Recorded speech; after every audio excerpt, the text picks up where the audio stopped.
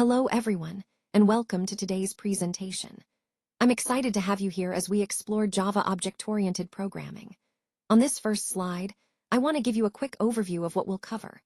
We'll be discussing the core concepts of object-oriented programming in Java, focusing on the key ideas that form the foundation of OOP. We'll go over the essential principles, how they apply in Java, and why they're important for writing effective, modular code. Let's get started and dive into the world of Java OOPs. Object-oriented programming models programs as objects, which are essentially combinations of data and behavior. This approach allows us to think about software in a more natural, real-world way. The main pillars that uphold OOP are encapsulation, inheritance, polymorphism, and abstraction. Each of these concepts plays a crucial role in making our code more organized and flexible. By using OOP, we can improve code reuse, making it easier to share and adapt code across projects. It also promotes modularity, so different parts of our program can be developed and maintained independently. Ultimately, this leads to better maintainability, helping us keep our code clean and manageable as projects grow. Connecting this to the overall theme, OOP is a powerful tool for creating robust, scalable, and manageable software systems. Let's take a closer look at the core concepts of object-oriented programming. These are the fundamental building blocks that make OOP so powerful and flexible.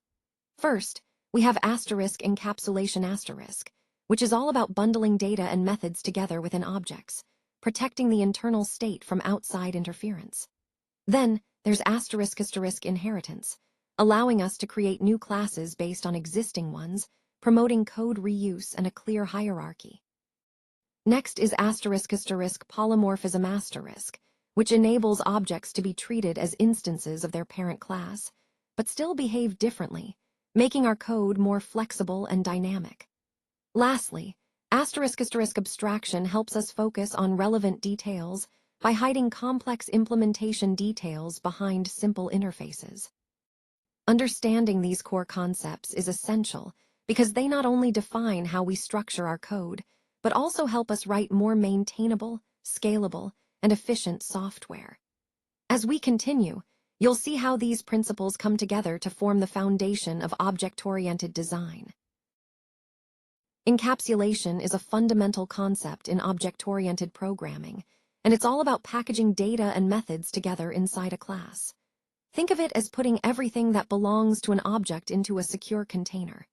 This way, the internal details are hidden from outside interference, which we achieve through access modifiers like private, protected, and public.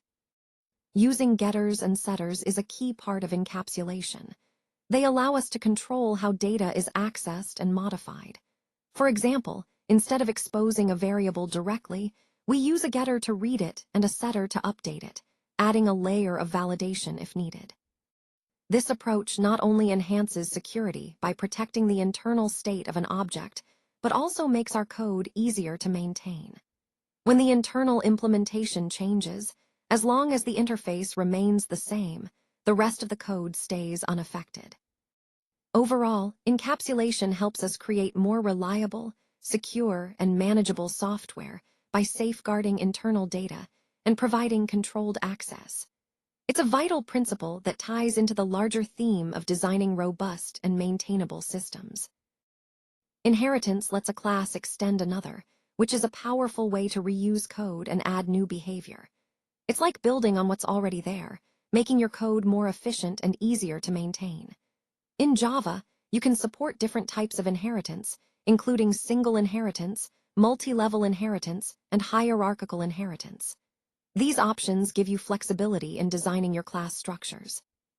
Overall, inheritance promotes reusability and helps reduce duplication, which is key for writing clean, organized, and scalable code. Polymorphism means many forms, and that's a key concept in object-oriented programming. Essentially, it allows the same method name to behave differently depending on the context. Now, when we talk about compile-time polymorphism, we're referring to method overloading. That's when you have multiple methods with the same name but different parameters within the same class. It's like giving the method different shapes so it can handle various inputs. On the other hand, Runtime polymorphism involves method overriding. This is when a subclass provides its own specific implementation of a method that's already defined in a superclass. This ability to change behavior at runtime is what makes your code more flexible and adaptable. Overall, polymorphism is a powerful tool because it enables flexible code reuse and supports dynamic behavior.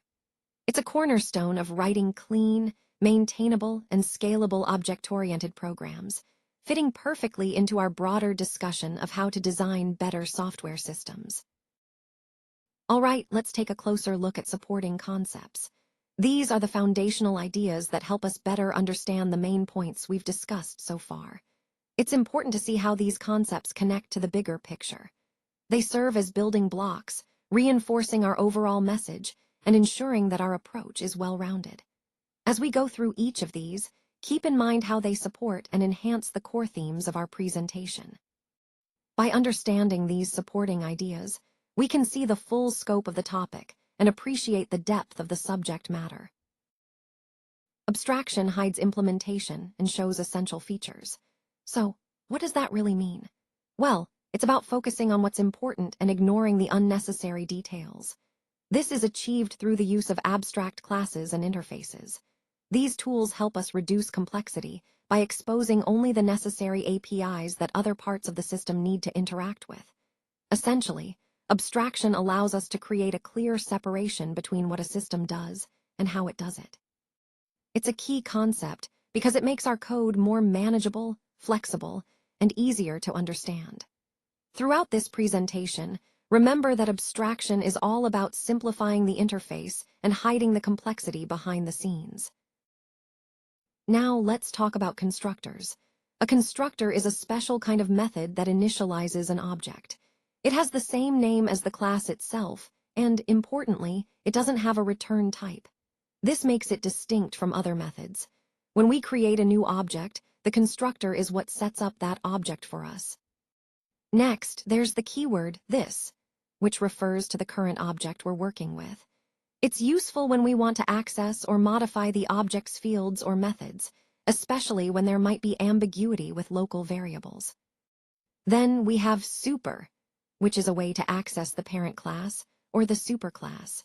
Using super allows us to invoke methods or constructors from the parent class, which is particularly helpful when we're overwriting methods but still want to call the original version. So, to connect this to our overall theme, understanding how constructors work along with this and super gives us better control over object creation and inheritance. It helps us write clearer, more effective code that leverages the full power of object-oriented programming. Now, let's talk about method overloading and method overriding, two important concepts in object-oriented programming. With method overloading, we're using the same method name but with different parameters.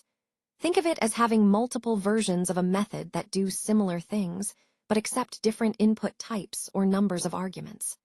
The key point here is that overloading is resolved at compile time, so the compiler determines which method to call based on the arguments you provide. On the other hand, method overriding involves a subclass providing its own version of a method that is already defined in its parent class. This allows the subclass to customize or extend the behavior of that method. Overriding is resolved at runtime, which is crucial for supporting polymorphism, where a parent class reference can point to a subclass object, and the correct method version is invoked dynamically. Both overloading and overriding are powerful tools that enhance the flexibility and reusability of our code, fitting into the broader theme of writing adaptable and maintainable programs. Now, let's talk about the core pillars of object-oriented programming. These are encapsulation, inheritance, polymorphism, and abstraction. Each of these plays a vital role in making our code more efficient and manageable. Encapsulation, for example, helps us hide the internal details of an object, allowing us to protect data and keep things organized. Inheritance allows us to create new classes based on existing ones, promoting code reuse and reducing redundancy. Polymorphism gives us the flexibility to treat different objects in a uniform way, which makes our code more adaptable and scalable. And finally, Abstraction helps us focus on what an object does rather than how it does it, simplifying complex systems. Altogether, these pillars promote code reuse, modularity, and easier maintenance, which are essential for building robust and flexible software solutions. They really tie into the overall theme of writing clear, efficient, and sustainable code. Thanks so much for your attention today. I really appreciate you taking the time to be here. Please remember to keep this slide for attribution purposes if you plan to share or use any of the content. Now, before we wrap up, do you have any questions?